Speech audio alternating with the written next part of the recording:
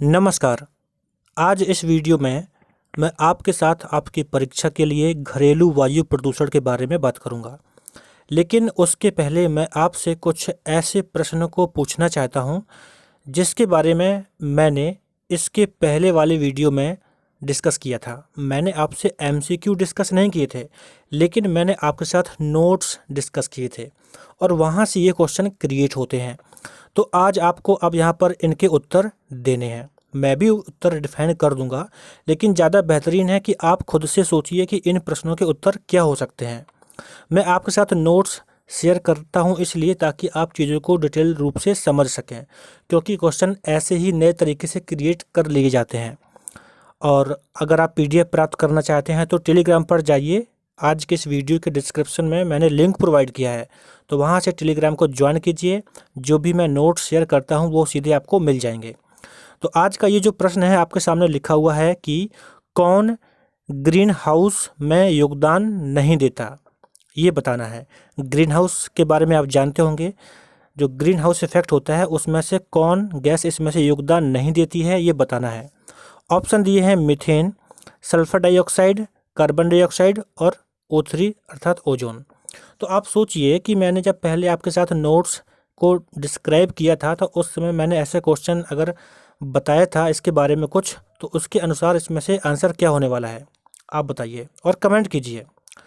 और मैं तो बोलता हूँ ना कि आप अगर सच में अपनी नॉलेज को वास्तव में एनहेंस करना चाहते हैं तो यहाँ पर ये जितने ऑप्शन दिए गए हैं इनके बारे में सोचिए और बताइए कि इनके बारे में आपके पास क्या क्या जानकारी है।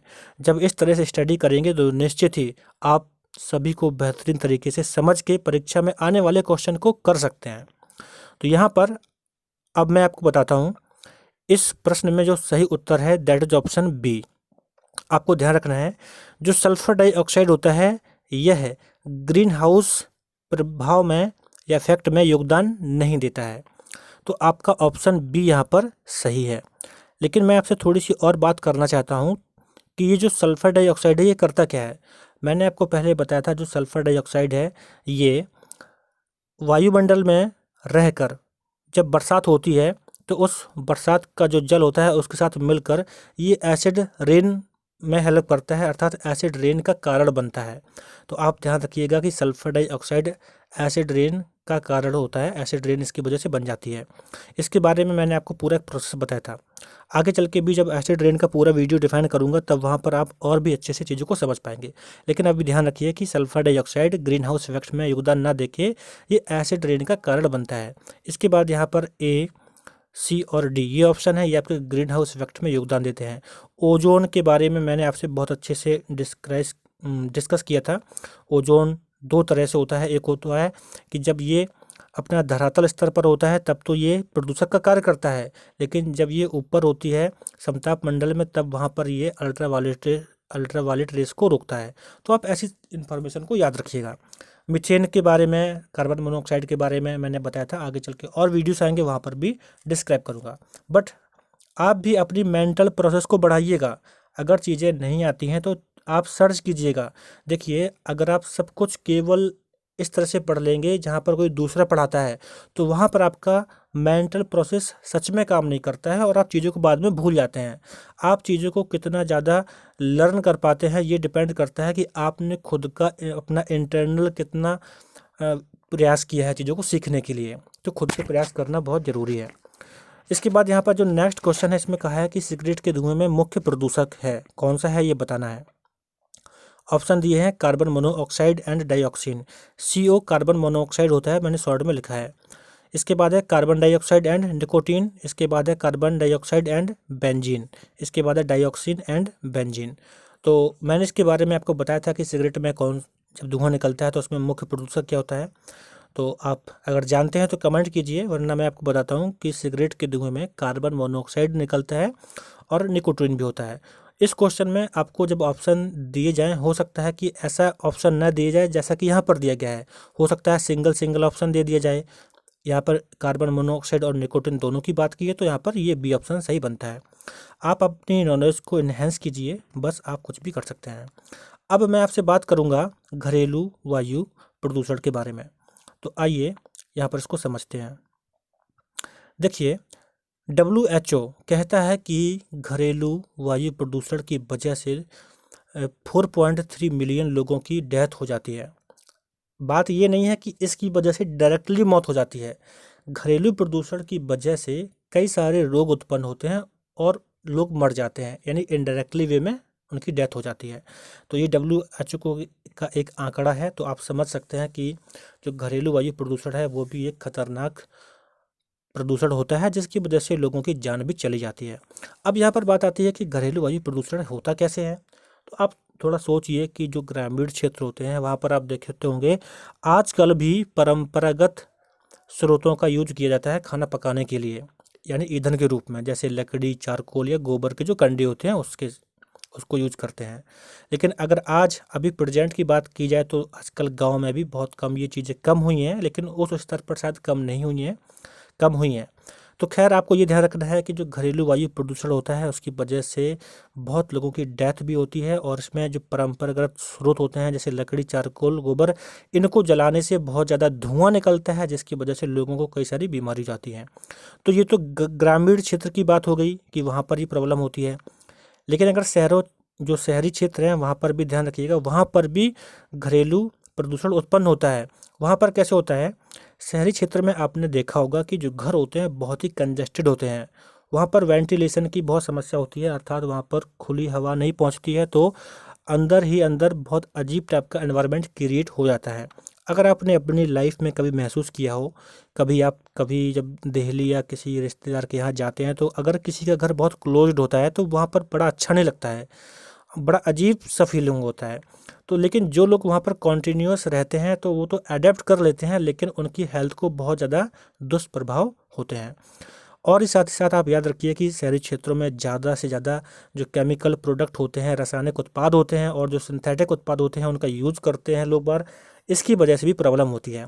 मैं एक एग्जांपल देना चाहूँगा कि मुझे याद है एक बार मैं एक लोगों के यहाँ गया, तो वहाँ उनके बच्चे ने, जो आपने हिट देखा होगा ना, ब्लैक हिट कितना खतरनाक होता है, उस बच्चे ने मच्छरों को मारने के लिए हिट को स्प्रे कर दिया। तो मैं सच बता रहा हूँ ना, वो स्प्रे इतना खतरनाक था मेरे लिए कि मुझे उस टाइम पे बहुत ही एक अजीब सा फीलिंग आया था, मुझे लगा था कि मैं शायद बेहोश होने वाला हूँ, क्योंकि मैं अपनी रियल लाइफ में उसको यूज नहीं करता। वो लोग वहाँ पर बहुत ज़्यादा यूज करते हैं शहरों में, और इस वजह से वो अडेप्ट भी कर लेते हैं, लेकिन उनके हेल्थ को नुकसान तो पहुँचता है ना। तो एक सीधी सी बात है कि लोग बहुत ज़्यादा जब केमिकल प्रोडक्ट का यूज़ करते हैं और जब बाहर से खुली हवा नहीं आ पाती है तो कमरे जो होते हैं वहाँ पर अजीब सा एनवायरनमेंट हो जाता है, जिसकी वजह से लोगों को नुकसान पहुँचते हैं। इसके बाद यहाँ पर कुछ और भी चीज़ें हैं कि जो आपका डोमेस्टिक एयर पॉल्यूशन होता है उसकी सोर्स क्या है, यानी जो घरेलू वायु प्रदूषण है कैसे उत्पन्न होता है। तो यहाँ पर कुछ केमिकल्स हैं जिनका यूज होता है घरेलू जो सामान होते हैं, ऑब्जेक्ट्स, वस्तुएं होती हैं उसमें, तो आप उसको ध्यान रखिएगा। जैसे यहाँ पर जो फॉर्मेल्डिहाइड के बारे में लिखा है, जो फॉर्मेल्डिहाइड होता है ये आपके कारपेट में बहुत ज़्यादा यूज होता है। कारपेट हुआ, जो तापरोधक फोम होती है वहाँ से उत्पन्न होता है, और ये जब ज़्यादा मात्रा में उत्पन्न होता है तो ये आँख नाक में जलन भी करता है। देखिए बात यहाँ पर बहुत ज़्यादा मात्रा में उत्पन्न होने की नहीं है, बात यह है कि हम जिस कमरे में अगर कारपेट बहुत अच्छे तरीके से यूज़ करते हैं, अगर वो प्लास्टिक के कारपेट्स हैं, तो हमें ये देखना है कि उस कमरे में वेंटिलेशन के लिए खिड़कियाँ हैं कि नहीं है। नहीं होंगी तो निश्चित ही एक अलग तरह का वहाँ पर फीलिंग होता है। आपने देखा होगा कि जब नए नए कारपेट आप बिछाते हैं तो एक अलग सा वहाँ पे बदबू कहें या फिर खुशबू कुछ भी कहें, एक अलग सही फील होता है, क्योंकि वहाँ पर नए कारपेट में ज़्यादा उस तरह से वो चीज़ें होती हैं। लेकिन जब वही काफ़ी दिनों तक बिछा रहता है तो हवा के माध्यम से चीज़ें बाहर निकलती रहती हैं, तो फिर उतना ज़्यादा फर्क नहीं पड़ता है। इसी तरह से एक नेक्स्ट आता है रेडान।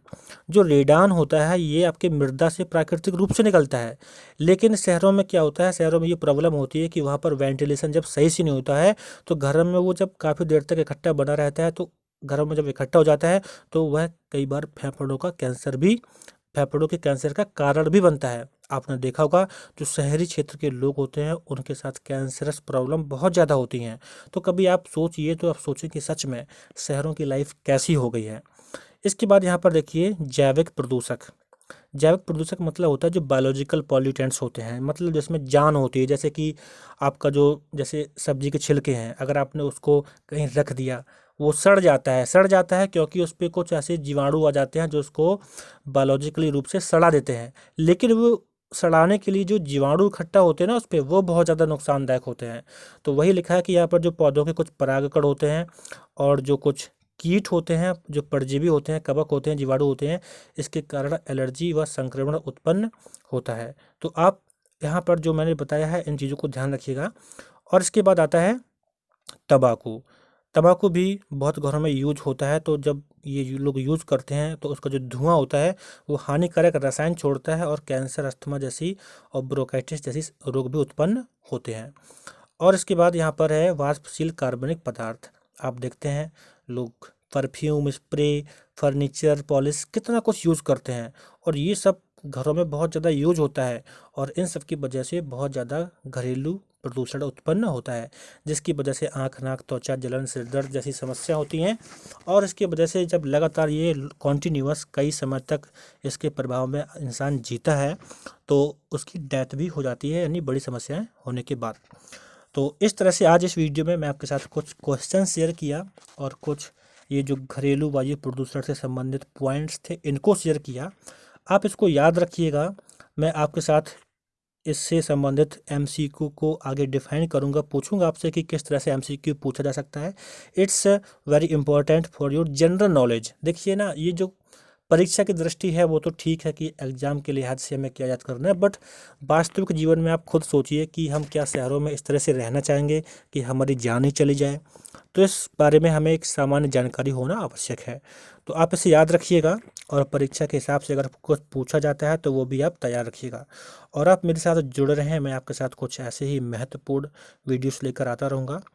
और आप वीडियोस को लाइक कीजिए, थोड़ा सा मोटिवेशन मिलता है। हम भी इंसान हैं, लाइक बताते हैं कि आप हमारे कंटेंट को लाइक करते हैं। तो आई होप आप नेक्स्ट टाइम से हमारी वीडियोस को लाइक करेंगे। So thanks for watching this video. मिलता हूँ अब मैं आपसे नेक्स्ट वीडियो में।